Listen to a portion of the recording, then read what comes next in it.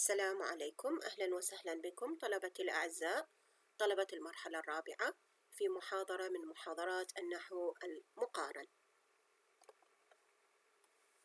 In this lecture, we are going to start discussing chapter 8, which is entitled Syntactic Constructions. In fact, this chapter contains many important topics, just like passive constructions, relative clauses, indirect speech, existential sentences, and negation. So, today we are going to start discussing the first topic in this chapter, which is entitled Passive Constructions. First of all, we want to know the difference between the usage of active and passive voice. So voice in general, as a grammatical category of verb, it is or it can be classified into two types. Either we have active voice, in which the emphasis is on what the subject does, or we have passive voice, in which the focus is on the action. For example, you have this active sentence, Ram killed Ravan. Here we are interested, or we are focusing on the subject, or on who did the action or the verb. While if we want to focus on the action itself, or on the one who got affected by the verb, من وقع عليه أثر الفعل، أو نريد أن نركز على الفعل نفسه، ففي هذه الحالة نستخدم passive voice. So the sentence will be Ravan was killed by Ram. إذن في هذه الحالة الاهتمام يكون على action itself, or on the person who was affected by the verb. من وقع عليه أثر الفعل. So this is the difference between the using the active or the passive voice. Now, how to form passive voice? What is the rule that we can apply to change the sentence from being active into being passive? For example, you have this active sentence, someone cleans the streets every day. If the first step that we have to do is to make the direct object, the streets, in this sentence, we make it the subject. This means that we change the position of the direct object and put it at the beginning of the sentence. نغير موقع المفعول به في الجملة الأصلية، يصبح هو الفاعل. So the streets will be the subject of the sentence. Then we have to use the appropriate form of verb to be. لازم نستعين بverb to be ونختار الصيغة المناسبة الصحيحة من verb to be. Here the sentence in the present cleans، فإذا زمن الجملة هو زمن المضارع، لكن streets هو جمع، so we have to use the auxiliary verb are. Then we come to the main verb of the sentence. نأتي إلى الفعل الرئيسي بالجملة، we put it in the past participle form. So the sentence will be the streets are cleaned every day. So the rule says that we have to use verb to be, then the original verb of the sentence will be put in the past participle. Okay. وطبعا لا ننسى إنه نختار الزمن يكون نفس زمن الجملة الأصلية أو الجملة المبنية للمعلوم. Consider this following example. Columbus discovered America in 1492. Again, if you want to change this sentence into the passive voice, first of all, the direct object, which is America in this sentence, will become the subject. يصبح هو الفاعل. Then we have to use the suitable form of verb to be. فإذا بما أنه زمن الجملة هنا بالماضي discovered, then we use was. discovered راح تبقى أيضا هي لأنه this is the past participle form of the verb. So the sentence will be America was discovered by Columbus in 1492. So here we have changed an active sentence into the passive sentence by applying this rule. Also here you can see in this example, or I chose this example in fact to show you how the position of the elements are changed when we are making it into the passive construction. So he opens the door, he is the subject, opens is the verb, and the door is the object. If we want to change this sentence into the passive voice, so the first step is that to move the object and make it the subject in the passive sentence. لاحظوا هنا the door أصبح هو الفاعل في الجملة المبنية للمجهول بعد أن كان هو المفعول به في الجملة المبنية إلى المعلوم. Then we have to use the auxiliary verb be, and we have used is. أولا لأنه door هو singular، وثانيا لأنه زمن الفعل في الجملة الأصلية opens في الزمن المضارع. Then الفعل الرئيسي قلنا يجب أن نضعه ب past participle form فيصبح opened. ثم إذا أردنا أن نشير إلى الagent أو من قام بالفعل، we can make this by using the preposition by ونذكر بعد by the agent أو من قام بالفعل. So the passive sentence will be the door is opened by him. Now, why do we use the passive voice? The passive voice is used when the focus of attention is on the action. احنا نريد أن نركز على العمل نفسه أو على النتيجة التي ظهرت. We only use the passive when we are interested in the object or when we don't know who caused the action. إذا نستخدم passive voice أو المبني للمجهول حين ينصب اهتمامنا على المفعول به أو على من وقع عليه أثر الفعل، أو أحيانا نحن لا نعلم من الذي أدى ذلك الفعل، فلذلك نستخدم المبني للمجهول. For example, my bike was stolen. Okay, the focus is on the fact that my bike was stolen. Maybe I don't know who did it. قد لا أعلم من قام بسرقة دراجتي، فلذلك أستخدم المبني للمجهول في هذه الحالة. Now, regarding passive voice in English and Arabic, we can say that both English and Arabic have active and passive constructions.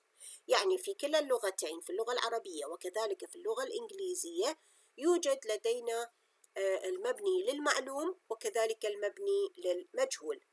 English passives use auxiliaries. For example, he was injured, whereas Arabic passives are derived by internal vowel change. إذن في اللغة الإنجليزية قلنا حين نريد أن نكون جملة مبنية للمجهول لابد أن أستعين بالفعل المساعد اللي هو verb to be. أوكي، لكن باللغة العربية بما أنه لا توجد أصلا أفعالا مساعدة، ففي هذه الحالة اللي يطرأ عليه تغيير هو الفعل نفسه أو فعل الجملة الرئيسي نفسه يطرأ عليه تغيير حين أريد أن أحول إلى صيغة المبني للمجهول. هذا التغيير يكون بتغيير الحركات في الفعل نفسه. This is called internal vowel change. مثلا يكون لدينا جملة مبنية للمعلوم هي يكرم المدير المتفوقين. هذه جملة مبنية للمعلوم. حين أريد أن أحولها إلى جملة مبنية إلى المجهول سأقول يكرم المتفوقون. لاحظوا يكرم هذه هو الفعل الرئيسي، حين حولت إلى صيغة المبني للمجهول أجريت عليه بعض التغييرات في الحركات، هذا ما يسمى internal vowel change، فيكرم أصبحت يكرم. والخطوة الثانية أنه أحذف الفاعل الرئيسي في الجملة المدير، والخطوة الثالثة اللي كان يقوم مقام المفعول به في الجملة المبنية للمعلوم يصبح هو نائب الفاعل في الجملة المبنية للمجهول، ودائما نائب الفاعل يكون مرفوعا. فالمتفوقين كان هو مفعول به منصوب في الجملة المبنية للمعلوم، من حولتها إلى جملة مبنية إلى المجهول أصبحت يكرم المتفوقون، لأنه نائب الفاعل ينبغي أن يكون دائما في حالة الرفع. نأتي الآن إلى أنواع الصيغ المبني للمجهول في اللغة الإنجليزية. Types of passive in English. There are 5 types of passive in English. هنالك 5 أنواع أو 5 صيغ أو من صيغ المبني للمجهول في اللغة الإنجليزية. Number 1, we have what is called agentive and agentless passive. Number 2, it is called get passive. Number 3, causative have passive. Number 4, Sido passive. And number 5, we have adjectival or stative passives. These are the 5 types of passive in English, and we are going to discuss them in detail. So, we shall start with the first type, which is agentless and agentive passive. In fact, this is the major type or the most commonly used type of passive. هذا النوع هو الأوسع انتشاراً أو الأكثر شيوعاً، الأكثر استخداماً من أنواع الباسيف. In the agentless passive, the agent or the subject is not mentioned. حين نقول agentless, this means that the agent is not mentioned or the agent is omitted from the sentence. For example, the bridge has been completed. The book will be published next year. So here, these 2 examples illustrate the usage of agentless passive. As you see here, the agent is not mentioned. And on the other hand, agentive passive, this means that the agentive should be mentioned and it is preceded by the preposition by. For example, the children will be accompanied by their parents, or the work has been completed by the engineers. So this is called an agentive passive because the agentive is mentioned, followed or following the preposition by. يعني في هذا النوع من الباسيف يذكر الagent، يذكر من قام بالفعل، لكن يذكر بعد حرف الجر by. So this is called agentive passive. Now, an agent is used to complete the meaning of the sentence or to add important information, especially a proper noun, such as the name of an author, artist, composer, inventor, or designer. إذن ما هو السبب أنه أحيانا نلجأ إلى استخدام الأجنتيف باسيف أو لماذا نذكر الأجنتيف في الجملة المبنية للمجهول؟ في الحقيقة أحيانا نحتاج إلى أن نذكر الأجنتيف أو الأجنت كي نكمل معنى الجملة أو كي نضيف معلومة جديدة أو معلومة مهمة، خاصة حين يكون هذا الأجنتيف هو عبارة عن اسم علم قد يدل على مثلا اسم لمؤلف مشهور، فنان، مؤلف موسيقي، مخترع، مصمم، etc. فإذا حين أضيف الأجنتيف في هذه الحالة أنا دا أنطي معلومة مهمة حتى يكتمل معنى الجملة. For example, you have these 2 examples. One of them is agentless and the other is agentive. Washington DC was designed. This is agentless. There is no mention of the agent. But if we want to complete the meaning, we can say Washington DC was designed by Pierre L'Enfant. إذن حتى أكمل معنى الجملة أو حتى أنطي معلومة مهمة ممكن أن أذكر the agent. So this is called agentive passive. Also, an agent is used to provide additional or new information. إذن ممكن أنه أذكر الagent في الجملة المبنية للمجهول كي أعطي معلومات جديدة أو معلومات إضافية. أيضا we can say you will be notified about the exam date. This is agentless passive because there is no mention of the agent.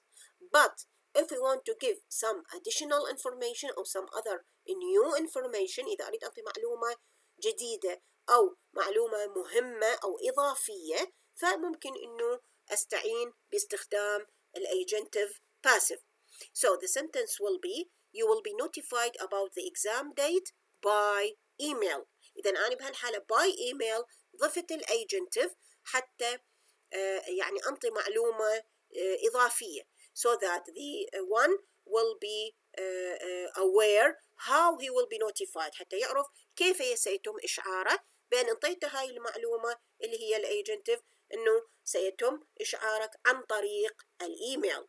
So this is why we have used agentive passive، حتى أكمل معنى الجملة أو حتى أنطي معلومة إضافية، وقد تكون أحيانا هذه المعلومة الإضافية الجديدة هي معلومة مهمة في الجملة. So the agent or the subject of the active sentence becomes the agent of the passive sentence. إذا ما كان يقوم مقام الفاعل في الجملة المبنية للمعلوم سيصبح هو الagent في الجملة المبنية إلى المجهول. But we only use it when it introduces important information. يعني لا نلجأ إلى استخدام agentive passive إلا إن كان هذا الagent يقدم لي معلومة مهمة. So we omit by زائد agent في هذه الحالات. يعني شنو الحالات اللي لا أحتاج فيها إنه أستخدم agentive passive؟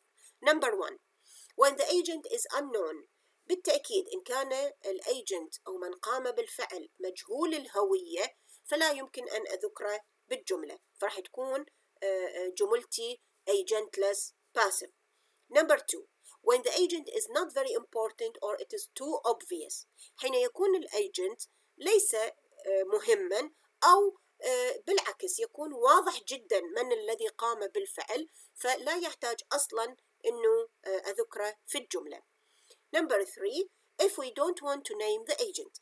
أحيانا يعني يكون لدينا أسباب معينة تمنعنا إنه نذكر الagent، تمنعنا إنه نذكر من قام بالفعل، ففي هذه الحالة نلجأ إلى استخدام agentless passive. لاحظوا هذا المثال The criminal has just been arrested. هذه جملة agentless ما ذكرت بها الagent لأنه it is very obvious إنه the criminal will be arrested by the police. أنا ممكن إنه أكمل الجملة وأقول the criminal has just been arrested by the police، لكن بهالحالة راح يكون the agent is very obvious، يعني واضح جدا من اللي راح يقوم بعملية الاعتقال، أكيد هي الشرطة. تمام؟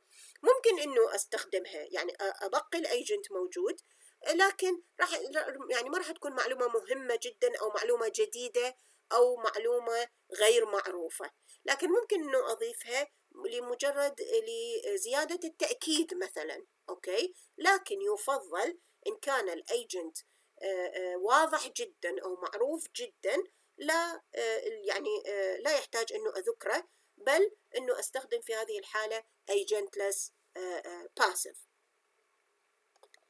Now نأتي الآن إلى النوع الثاني من الباسيف which is called passive voice with get. لاحظوا الفرق ما بين استخدام يعني الاستخدام الاعتيادي للباسيف voice اللي نستخدم به verb to be، وممكن إنه نستعيض عن الverb to be بالverb got. فمثلا بدل ما نقول he was injured in the accident we can say he got injured in the accident, or instead of saying he was fired from his job we can say he got fired from his job. إذن استبدلنا verb to be بالverb get، وطبعا لازم ننتبه إلى اختيار الزمن المناسب للverb get، فهذا ما يسمى passive voice with get. So the word get is sometimes used instead of be to form the passive، أي نستعيض عن verb to be بالverb get. In such cases get indicates a change in status or condition. في هذه الحالة الفعل get يعبر عن تغيير يطرأ أما على الحالة أو الوضع بشكل عام. For example, if you say I got sick after eating the red meat، إذن هنا حصل تغيير في الوضعية في الكونديشن، إنه I got sick، إذن صار عندي نوع من التغيير.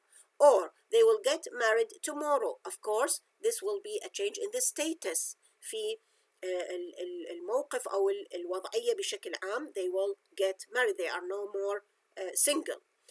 He got killed in the accident. Of course, there is a change in the condition.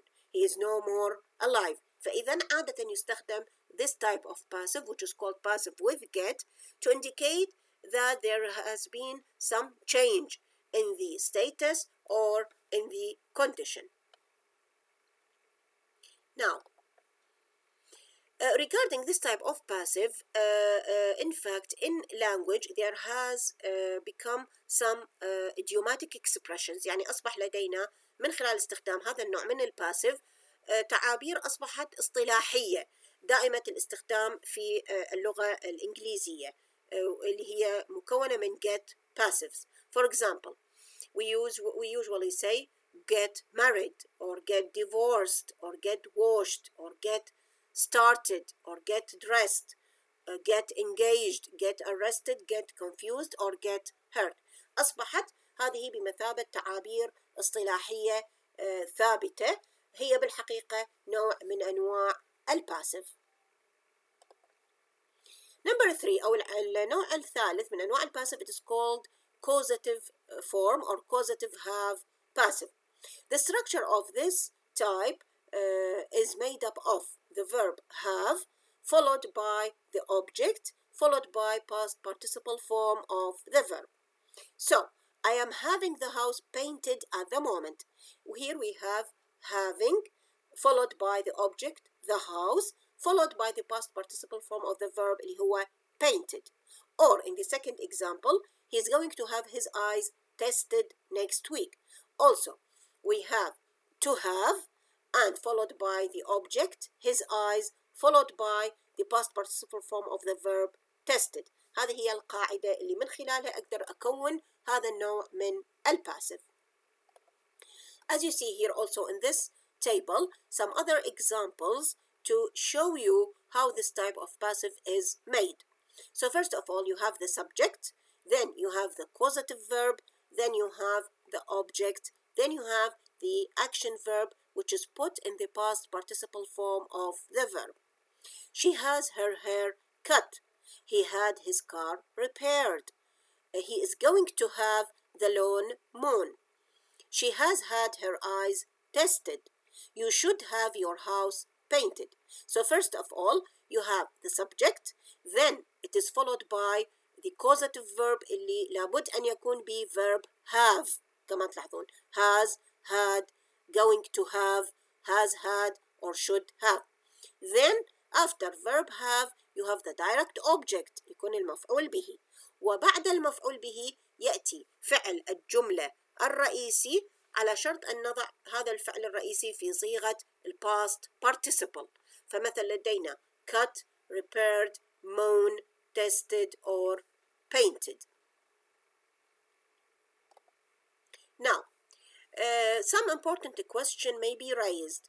Why do we use causative have passive؟ يعني لماذا نلجأ إلى استخدام هذا النوع من أنواع الباسيف؟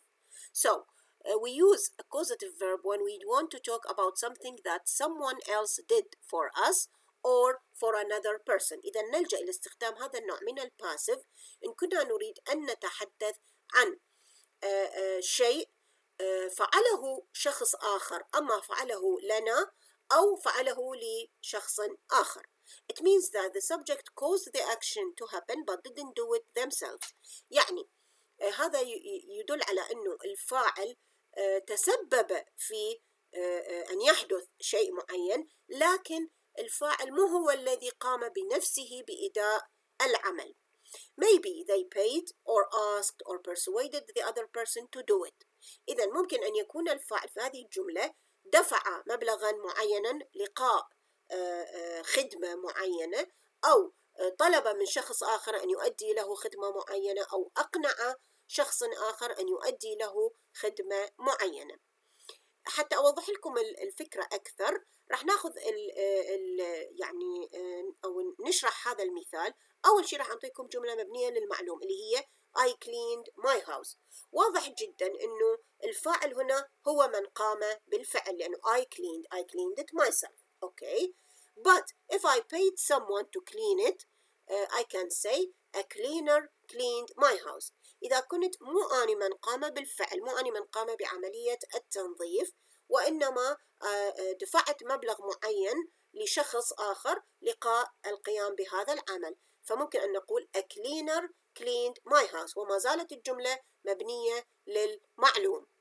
لكن إذا أريد أعبر عن نفس المعنى ولكن بدون أن أذكر من الذي قام بالفعل، يعني بهالحالة راح أحول الجملة إلى جملة مبنية إلى المجهول. ممكن أنه أستخدم هذا النوع من الباسيف اللي هو have أو causative have passive.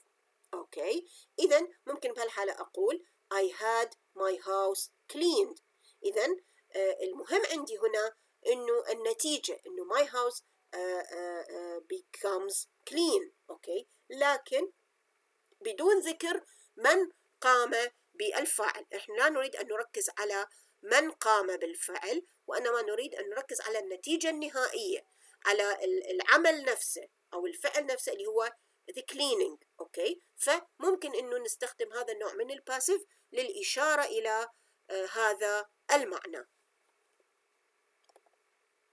Number 4 اللي هو النوع الرابع من أنواع الباسيف it is called Sido passive. Sido means like أو شبيه بالمبني للمجهول. This kind of passive has an intransitive verb and the subject refers to the recipient of the action. إذن في هذا النوع من الباسيف يكون الفعل فعلا لازما، أي لا يحتاج إلى وجود مفعولا به، والفاعل في هذه الحالة يشير إلى نفس من وقع عليه أثر الفعل، يعني كأنما الفاعل يقوم مقام الفاعل والمفعول به في هذه الجملة، لكن هنا لا يوجد أصلا مفعول به لأن الفعل لازم. For example, we say history is repeated. This means that history repeats itself. فإذا هنا استخدمنا فعل لازم، والفاعل يشير أيضا هو إلى من وقع عليه أثر الفعل. These shirts wash well. Also here you can see that of course the shirts cannot wash themselves. There should be someone who will wash these shirts. So this is called pseudo passive. These apples cook well. Of course these apples will be cooked by someone. Glass breaks easily. Of course it cannot break by itself، يعني لا ينكسر الزجاج من تلقاء نفسه، وإنما لابد أن يكون عليه تأثير خارجي، مثلا أحدهم رمى حجرا، أو بسبب يعني تأثير مثلا الرياح العالية جدا، أو بسبب ممكن انفجار أو حريق لا سامح الله. فإذا لابد من وجود تأثير خارجي هو الذي دفع إلى تكسر الزجاج. لكن هنا استخدمنا هذا النوع من الباسيف which is called pseudo passive. This sentence reads well.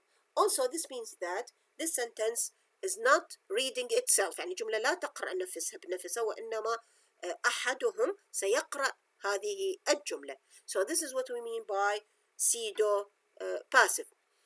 As you see here the subject refers to the recipient، يعني الفاعل هنا هو نفسه اللي يقع عليه تأثير الفعل. النوع الأخير والخامس من أنواع صيغ المبني للمجهول في اللغة الإنجليزية it is called stative or adjectival passive. This type of passive is used to describe a state or feeling or situation. It doesn't show any action. إذا يستخدم هذا النوع من صيغ المبني للمجهول لوصف حالة معينة أو شعور أو موقف معين، ولا يشير أو لا يظهر الفعل نفسه في الجملة، وإنما يظهر لنا حالة أو شعور أو موقف معين. The past participle in stative passive functions as an adjective. إذن صيغة الفعل في الجملة الأصلية اللي هو past participle يؤدي كأنما يؤدي وظيفة الصفة في الجملة. For example, the door is locked. The window is broken. I am lost. كما تلاحظون هنا locked, broken, lost. These are the past participle and they function just like adjectives، كأنما هي تقوم مقام أو تؤدي وظيفة الصفة. Note أو ملاحظة مهمة: stative passive verbs are often followed by preposition rather than by phrase. إذا في هذا النوع من الباسيف حين نريد أن نذكر الأيجنتيف فلا نستخدم by وإنما نستخدم to. For example, Elizabeth is married to Alex. فإذا نستخدم البريبوزيشن to بدلا من استخدام by في هذا النوع من الباسيف. Now, sentences with this type of passive are often ambiguous. This means that they might have two interpretations. عادة يكون هذا النوع من الجمل مثلا the window is broken. okay. تكون قابلة للتأويل، تكون غامضة. يعني حين نقول غامضة معناها تحتمل أكثر من تفسير. We cannot tell whether the sentence describes the state or the action performed on something. يعني حين نستخدم هذا النوع من الباسيف نحن لا نفرق بين أن الجملة هل تصف وضعية شيء معين أم هل تصف الفعل الذي أنجز على هذا الشيء. أوكي. فحين نقول مثلا the window is broken، لا نعلم أنه هل إحنا مجرد نصف حالة الشباك كونه منكسر أم أنه نوصف الفعل الذي أجري عليه وهو عملية الكسر.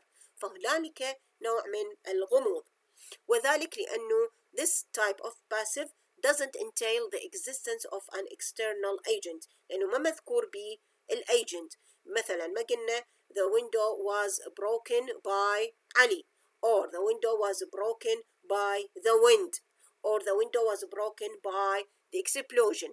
مجرد ما نذكر الagentive راح يزيل أي نوع من أنواع الغموض، لكن ما دام الagentive غير مذكور فستبقى الجملة يكتنفها نوع من الغموض وقد تحتمل أكثر من تفسير.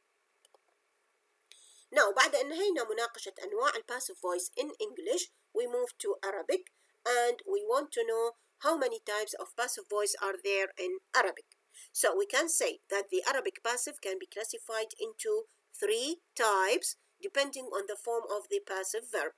إذن هنالك 3 أنواع من الصيغ المبني للمجهول في اللغة العربية اعتمادا على هيئة أو نوع الفعل المبني للمجهول. The first type is called regular passive أو هو حالة المبني للمجهول الاعتيادي أو المتعارف عليه باللغة العربية. The verb is formed by internal vowel change وهو اللي نجري به تغيير في الحركات في الفعل فيتحول إلى فعل مبني للمجهول. The second type is called انفعل passive verb form, which has been described by early Arabic grammarians as one of verbs of receptiveness. هذا النوع من أنواع المبني للمجهول اللي يكون به الفعل على وزن انفعل. وصفه النحاة العرب القدامى بأنه نوع من أنواع أفعال المطاوعة. It is called verbs of receptiveness. أما النوع الثالث it is called impersonal passive أو الباسيف غير الشخصي. In this type of passive we have an intransitive verb appears in its passive form. لدينا فعل لازم.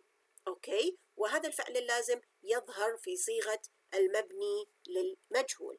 سنستعرض هذه الأنواع الثلاثة معا كي نعرف الفرق ما بينها. The first type is called regular passive أو هو النوع الشائع أو الأكثر شيوعا which is made by internal vowel change. As you can see in this table, at the right side you have active sentences جمل مبنية للمعلوم، ولديكم في الجانب الآخر الجانب الأيسر جمل مبنية إلى المجهول. فمثلا سرق اللص السيارة تصبح سرقت السيارة. قتل الصياد الأسد تصبح قتل الأسد. يقول الشاهد الحق تصبح يقال الحق. يكتب علي بالقلم أصبحت يكتب بالقلم، وهكذا. إذن نلاحظ أنه أول خطوة أسويها أنه صيغة الفعل أغيرها من مبني معلوم إلى مبني للمجهول، ثم راح أحذف الفاعل من الجملة، ثم اللي كان يقوم مقام المفعول به بالجملة المبنية للمعلوم يصبح هو نائب الفاعل في الجملة المبنية إلى المجهول، وينبغي أن يكون دائما نائب الفاعل في حالة الرفع. كيف نحول الفعل المبني للمعلوم إلى فعل مبني للمجهول؟ يعني كيف نطبق قاعدة vowel internal change؟ أولا إن كان الفعل فعلا ماضيا فالقاعدة تقول نضم أوله ونكسر ما قبل آخره. مثلا شرب تصبح شرب. أما إن كان الفعل مضارعا فنضم أوله ونفتح ما قبل آخره. مثلا يشرب تصبح يشرب. ف this is what we mean by internal vowel change، وتعتمد على نوع الفعل إن كان ماضيا أم مضارعا. النوع الثاني اللي هو انفعل passive verb form، أي يكون الفعل على وزن انفعل. For example انكسر الباب، انفتح الشباك، انغلق الشارع، امتلأ الإناء، اندفع الماء، انطلق الصاروخ. أما النوع الثالث فهو يسمى impersonal passive and any transitive verb appears in its passive form at the beginning of the verb phrase provided that the deputy agent نائب الفاعل is. في هذا النوع يكون الفاعل لازم الفعل يكون فعلا لازما، أي لا يحتاج إلى وجود مفعول به، ويكون في صيغة المبني للمجهول، وعلى شرط أنه نائب الفاعل يكون إحدى هذه الحالات الأربعة. الحالة الأولى أن يكون نائب الفاعل مصدرا verbal noun، مثلا احتفل احتفال عظيم. an adverbial of time أو ظرف زمان، صيم يوم الخميس. أو an adverbial of place ظرف مكان، وقف أمام المسجد. أو a prepositional phrase اللي هو شبه الجملة من الجار والمجرور، نظر إليها. فإذا هذه هي الشروط التي ينبغي أن تتوفر في نائب الفاعل كي يتكون لدينا what is called impersonal passive in Arabic. When do we use passive voice? When we want to change the focus of the sentence. حين نريد أن نغير من التركيز في الجملة. The Mona Lisa was painted by Leonardo da Vinci. We are more interested in the painting than the artist in this sentence. يعني هنا حين لم نذكر الagent أو من قام برسم اللوحة، معناها نحن نريد أن نركز على اللوحة نفسها، ولا نريد أن نركز على الفنان الذي رسمها. When who or what causes the action is unknown or unimportant or obvious or people in general. حين يكون agentive أو من قام بالفعل أما يكون مجهول الهوية أو غير مهم أو أحيانا يكون واضح جدا، يعني يشير إلى مثلا جميع الناس، في هذه الحالة لا أحتاج إلى ذكره. He was arrested، واضح جدا إنه the agent is the police، ف there's no need to mention the agent here. My bike has been stolen. Maybe the agent is unknown, so I would use agentless passive. Also, the passive is used to create suspense in speech or writing by deliberately delaying the mention of the agent to the very last moment. أيضا أحيانا يستخدم صيغة المبني للمجهول لخلق نوع من التشويق أو الإثارة في الحديث أو في الكتابة من خلال تأخير الأيجنتيف. يعني من أني دا أخر من قام بالفعل، دا أحاول أنه أخلق نوع من الإثارة لدى المستمع أو لدى القارئ. Also, the passive is very frequently used in formal scientific and legal writings and news reporting. It allows the writer to maintain objectivity. نلاحظ أيضا استخدام صيغة المبني للمجهول بكثرة وبشكل متكرر في النصوص الرسمية اللي تكون نصوص علمية أو نصوص قانونية أو حتى في الأخبار. دائما نلاحظ استخدام المبني للمجهول بصيغة واسعة. لماذا اللجوء إلى استخدام المبني للمجهول؟ لأنه تخلق يعني أو تعطي المساحة للكاتب أن يكون موضوعيا to be objective، أو أن يحافظ على الموضوعية من خلال عدم ذكر من قام بالفعل. Now, we have some constraints on the use of some verbs in the passive in English and Arabic. هنالك بعض القيود في استخدام الأفعال في صيغة المبني للمجهول سواء باللغة العربية أو اللغة الإنجليزية. Number 1. Sentences with reflexive verbs have no passive. عادة من يوجد هنالك استخدام لفعل وهذا الفعل يتبعه ضمير انعكاسي، we call it reflexive pronoun. هذا النوع من الأفعال لا أستطيع أن أضعه في صيغة المبني للمجهول. For example, Mary hurt herself. We cannot say herself was hurt by Mary. This is not possible. Number 2. The following transitive stative verbs do not passivize. هنالك مجموعة من الأفعال لا يمكن أن نضعها في صيغة المبني للمجهول. هذه الأفعال تشمل resemble, contain, possess, lack, have, cost, weigh, marry, and fit. For example, John married Alice.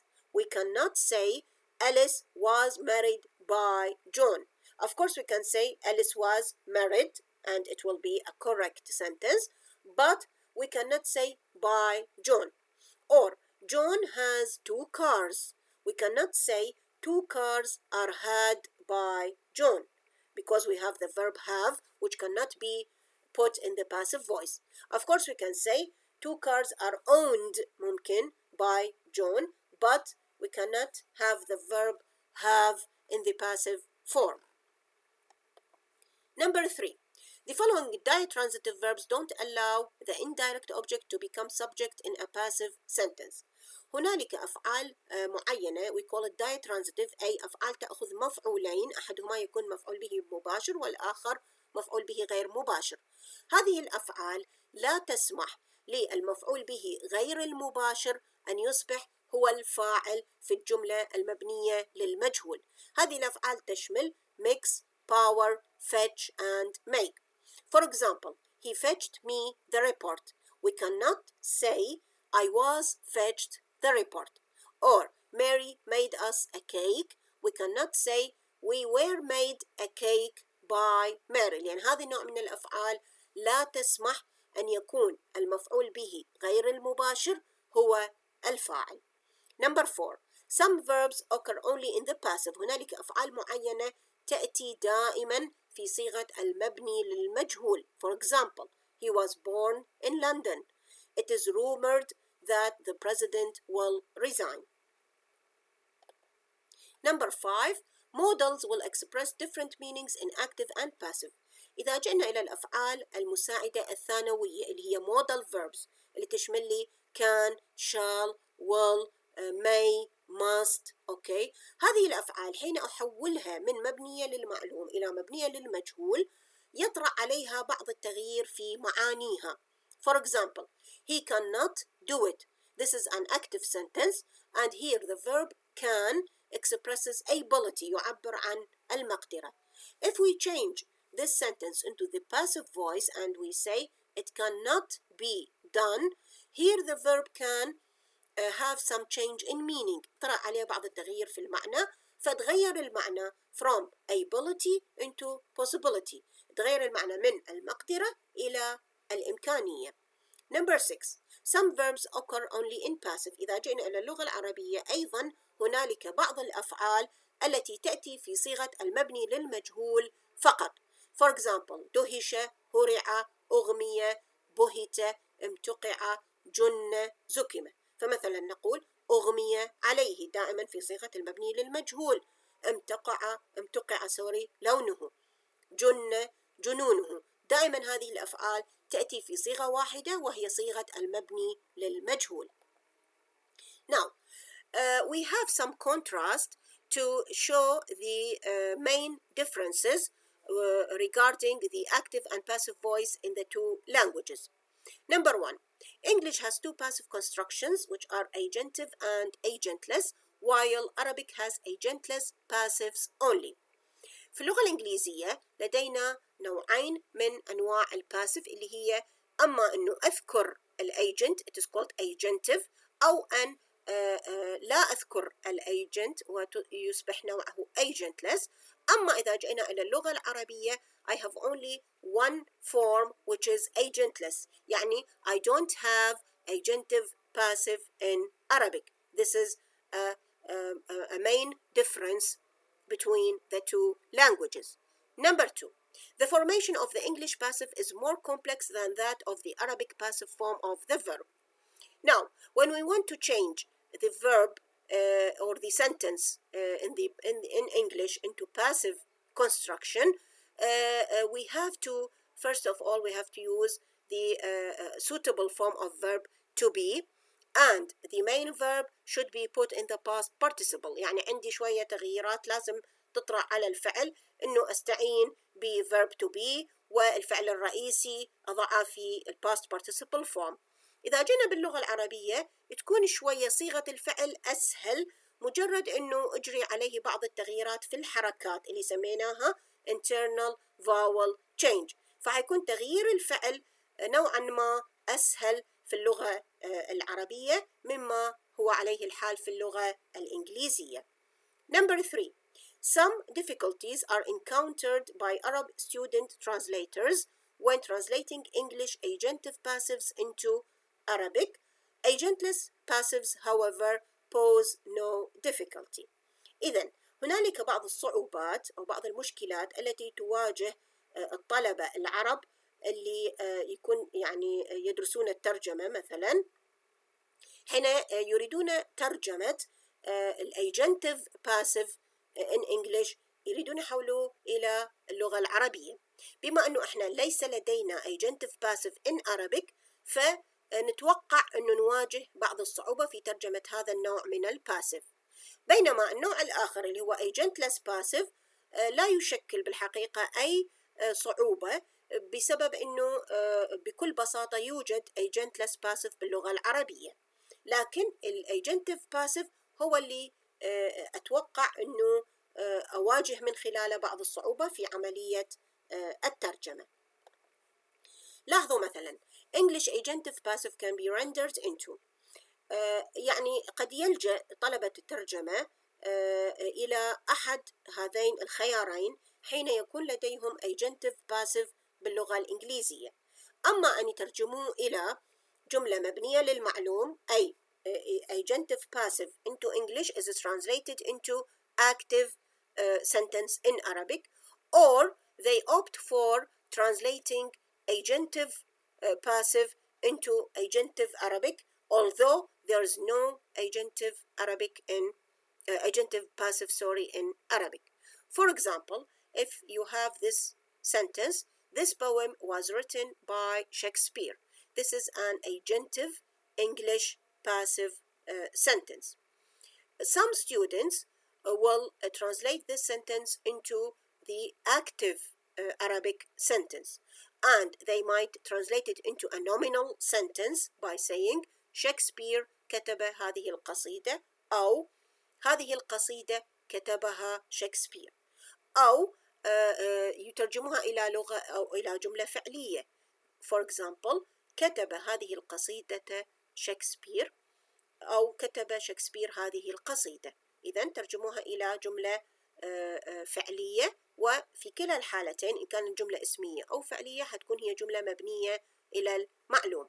هذا هو الخيار الأول، وفي الحقيقة هو الخيار الأكثر يعني الأكثر منطقية، واللي يكون صحيح أكثر، بسبب أنه لا يوجد لدينا agentive passive in Arabic. Now, if the student translators opted for rendering English agentive passive into Arabic passive with an expressed agent, they would be tempted to translate literally the English by agentive passive into an Arabic agentive phrase, but they will produce an unacceptable or an awkward construction.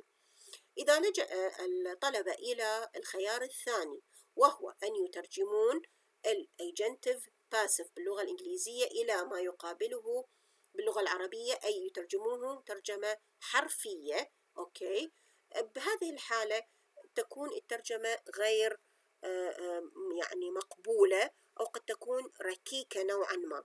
فمثلا يلجؤون إلى ترجمة المثال السابق إلى كتبت هذه القصيدة من قبل شكسبير، أو يستخدمون other commonly used phrases just like من جانب أو على يد أو بوساطة.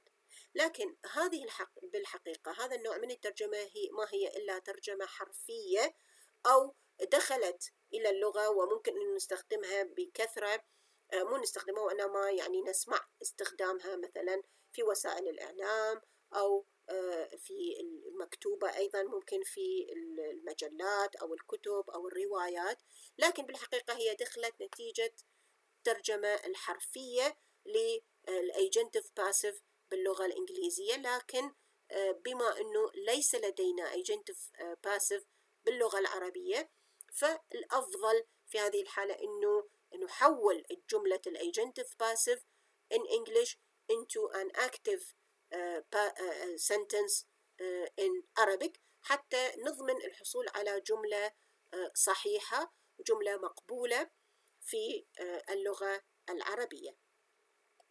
So I would like to thank you all for your attention, and I hope that you will find the lecture both interesting and useful to you.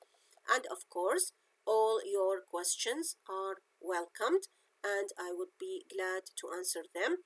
So please go on, ask your questions, and I will try to answer them immediately. Thank you again. Hope to see you soon in our next lecture, inshallah.